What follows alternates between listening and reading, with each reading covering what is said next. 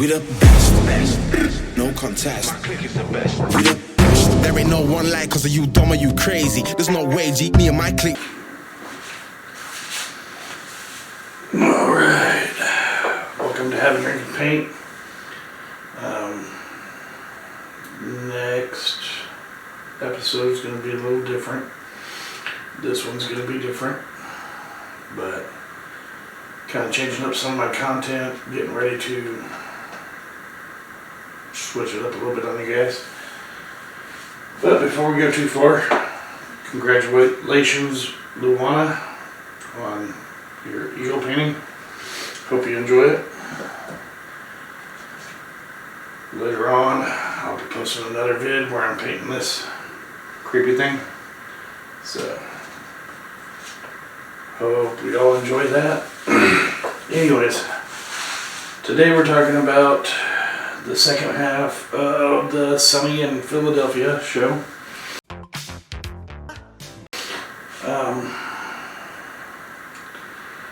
There's a lot of good episodes, a lot of good running jokes.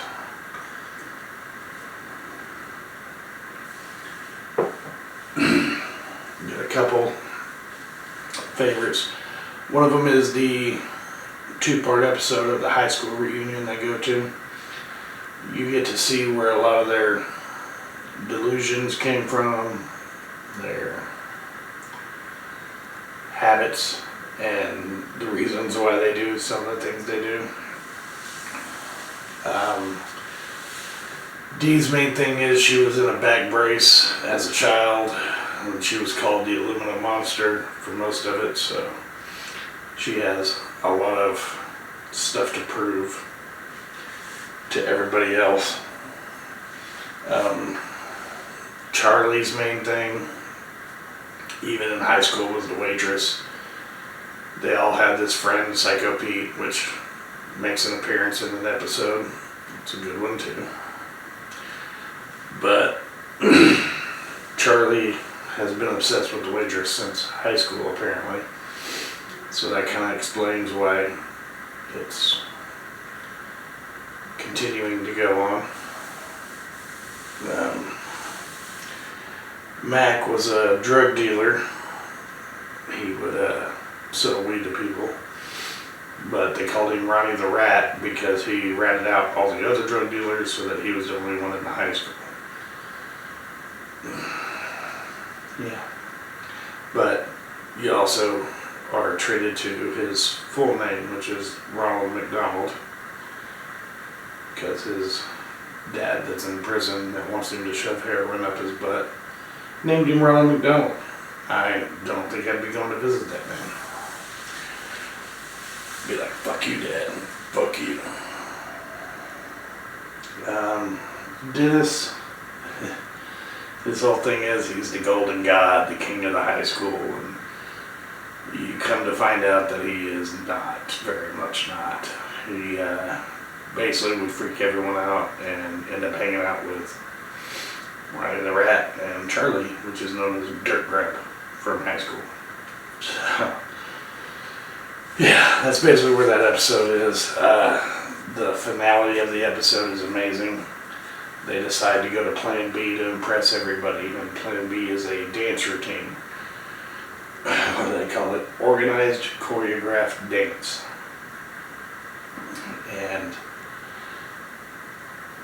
yeah, like, you just have to watch it. But the ending is amazing. They do a lot of funny stuff in between all that. It's a good episode. They do the dance routine to George Michael's Freedom. Season 8, episode 3 is a Halloween episode. It's the McPoyle's wedding. And the main characters are Liam and his brother Ryan. And Liam's getting married to Maureen Ponderosa, which is Dennis's ex-wife. So he's going to make sure that the wedding happens so that he doesn't have to pay alimony anymore. So he's very much just trying to get out of having to pay alimony. Liam and Ryan are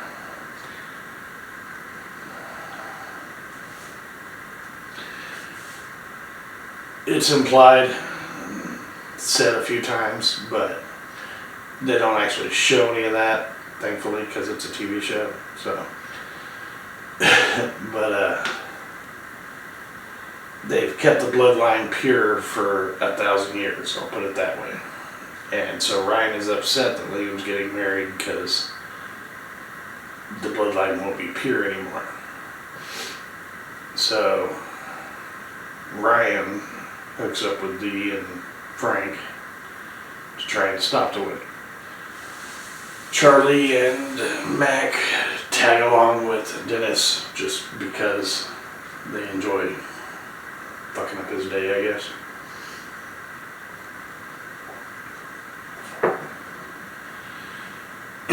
And they're having the wedding out in the woods on Friday the 13th. Charlie's like, it's a monster day. Why would you do that? Monster day. It's just great. But right off the bat, right at the start, Frank gets bitten by a bat. I had to change that one up. Right on top of the forehead. Dee sucks the poison out and swallows it. That'll come into play later. So basically Dennis is trying to get Liam and Maureen to sign paperwork so that they can, or so that he can get them to stop claiming alimony. He gets Liam to sign it at one point. Ryan and Liam make up. Liam convinces him that it's not their blood being tainted, but they're tainting the blood of others. So, creepy. And Charlie and Mac start noticing things and freaking out because people are acting like zombies. They end up trying to get away at one point and jump into Dee's car, and Charlie's driving. They take off and he just runs directly into a tree. Mac was like, what the hell? He's like, I forgot to drive, how to drive. I forgot how to drive. Like, they're just great. It's very much a satire show. But yeah. So Dee sees this, she freaks out on him. They think she's infected with the zombie virus, so they lock her in a freezer and just forget about her. Dennis disappears for a while. And throughout the episode, it's going back and forth between them getting interrogated by the police and then having flashbacks telling them what's happening. And at one point, Charlie does the Jaws speech, talking about the zombies. He's like, I've seen it once before in rats, and they got black eyes like a doll's eyes. It's fantastic. I love this show. Smooth, very, very smooth stuff, very classy. I'm learning a lot from you right now, dude. So, anyways, at one point, Dennis says that he did something really, really bad. So, moving on, they basically, the bride is missing. Liam's eye gets ripped out. Everybody's freaking out. They get arrested. Come to find out, whenever they bring Dee in, they get her out of the freezer, and she, of course, wasn't infected with the zombie virus, but she reveals that Bill Ponderosa, Maureen's brother, which is somebody that she banged in previous episodes, but he ended up spiking the punch with the milk, which it's a dry wedding, so all they had to drink was milk because the McPoyles only drink milk. Forgot to point that out. So anyways, he spikes the milk with bath salts, so that explains the zombie behavior. And they're about to leave, and the cop's like, whoa, whoa, whoa, whoa. You said you did a bad thing, and the bride's still missing. You're my number one suspect. Come to find out, he had slept with her at the wedding, so yeah, it's just a really great episode.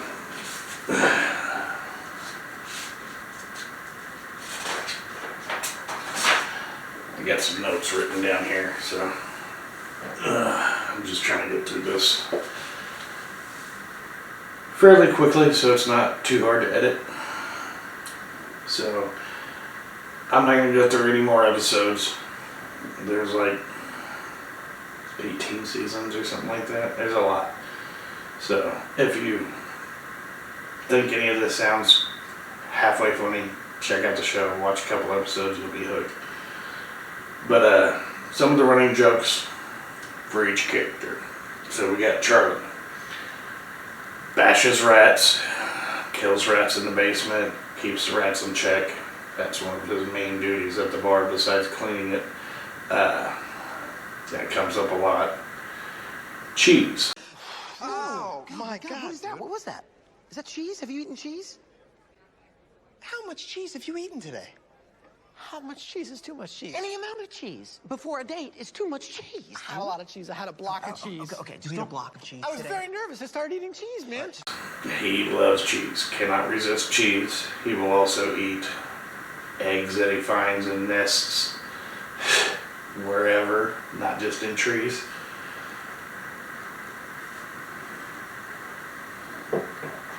He's very much obsessed with the waitress, which I've kind of touched on. He's illiterate. There's one episode where him and Dennis are in a restaurant, and Dennis is like, look at that door. And it says private on it. And Charlie's like, pirate? You think there's a pirate behind that door? Like, that's cool. Like, he very much, and that comes up quite often. He eats paint. Excuse me. He huffs paint, bleach, all kinds of stuff. So, as the seasons go on, he gets dumber, and to me, it makes sense for that reason. Like in the first season, he very much almost seems normal, and it just slowly declines after that. I thought that was kind of a good touch. He is kind of a dumb genius. He does have some genius moments where he just does something that blows everybody away, which again is funny to me because it's him. He thinks Frank's his dad, and his mom is a huge whore. So, that's pretty much Charlie in a nutshell. I know, I hear you. You say that, but I don't think that you're gonna stop. I get it, though, man. That's right. I feel like you're saying you get it, but you don't get it. It's cool. It's not cool. It is what it is. My God, this is so frustrating. Dee very much is obsessed with being famous. She wants to be a comedian. She wants to be an actress. She always talking about playing like a Mr. Belvedere. God, what was that Robin Williams movie where he dressed up as a woman? Blanket on the name. Anyways, very much that type of character. For some reason, she's obsessed with playing that character. She thinks she can do it well. So she would be playing a man instead of men playing a woman. Anytime she gets on stage or in front of anybody, she gags repeatedly, so it keeps her from accomplishing any goals.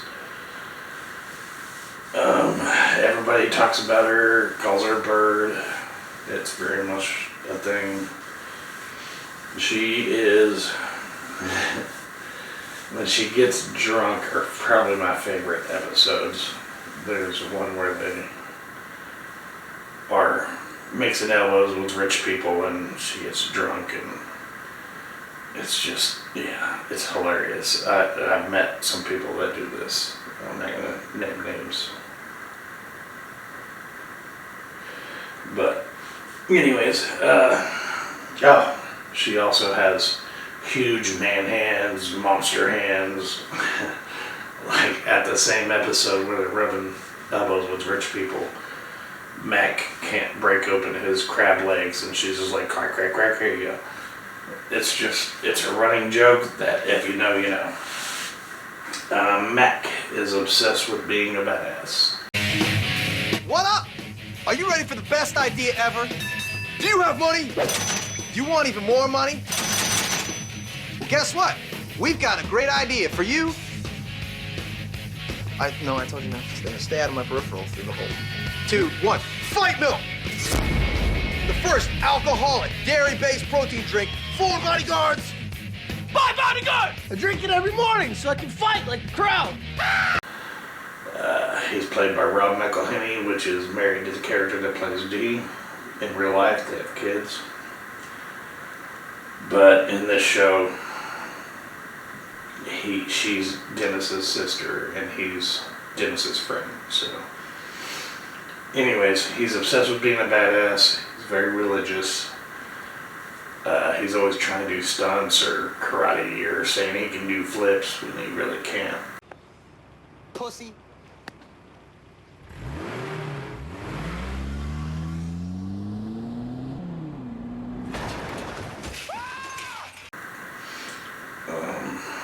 He's very dependent on Dennis, and that kind of plays out in some of the later seasons.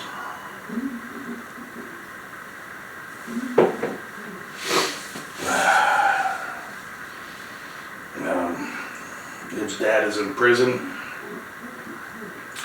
His dad named him Ronald McDonald. And there's a few episodes where they go to visit him in prison, and he gets out of prison, and some back and forth, and you never know whether his dad's going to kill him or if he enjoys him, but it's neither here nor there. Frank is basically the bankroll of the gang. He was rich, ends up divorcing his wife, coming to Dennis and Dee, which he thought was his children. They turn out not to be. Their dad is the dad from Seventh Heaven. Not gonna look up his name. Good actor. Didn't care for the show. But good actor. But he's very much there just to bankroll the gang.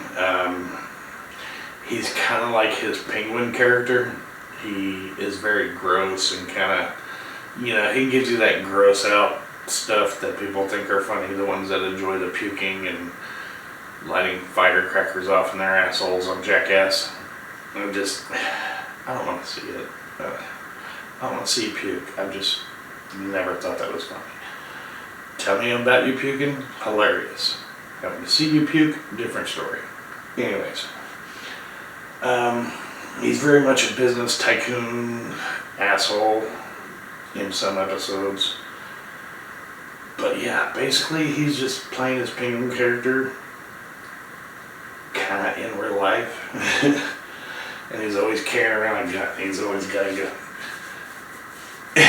There's even an episode where Frank shoots everybody in the gang. Dennis, by far my favorite character. So Dennis is very vain, very narcissistic. He is very much about himself and how everybody can help him, serve him.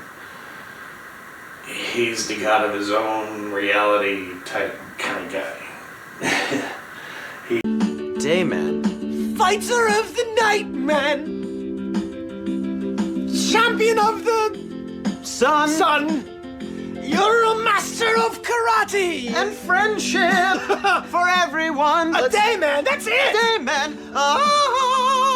Fighter of the night, man. Champion of the sun. He very much, he's always filming in his bedroom because he films and makes his own tapes. And there's a running joke about him liking younger women. Like not underage, but too young for you kind of women. He's very much got an anger problem.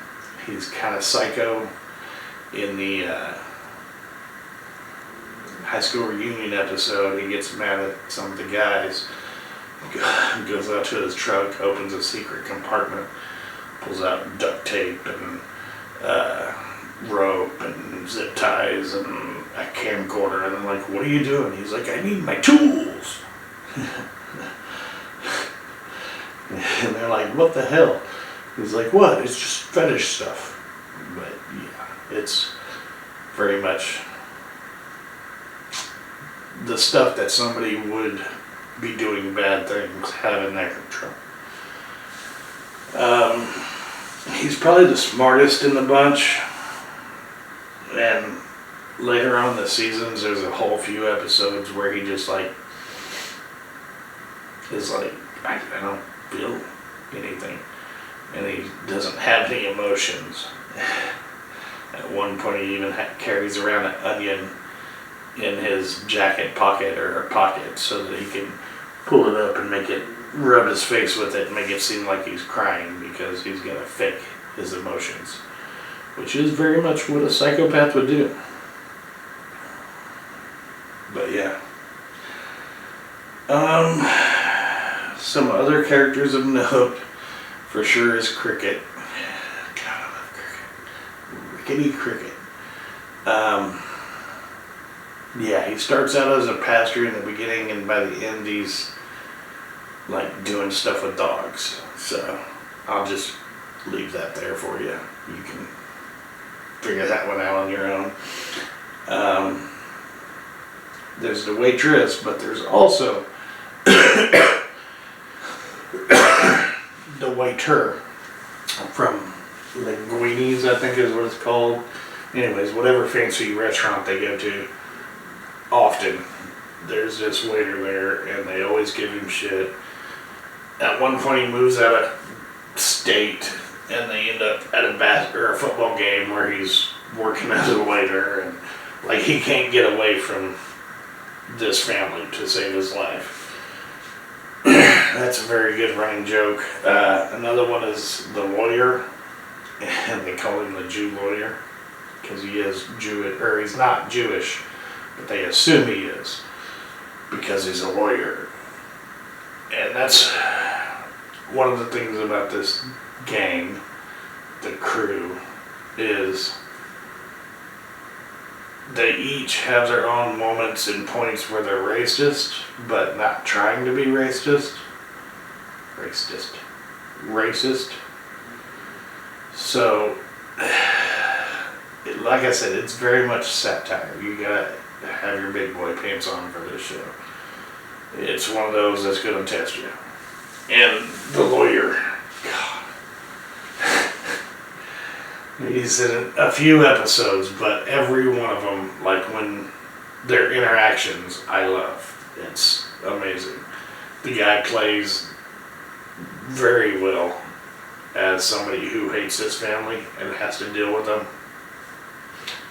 on a regular basis. It's horrible. I feel bad for the guy. And some other things. They go on Family Feud in an episode. They have a skiing episode where they're going to the mountain. That's a great one.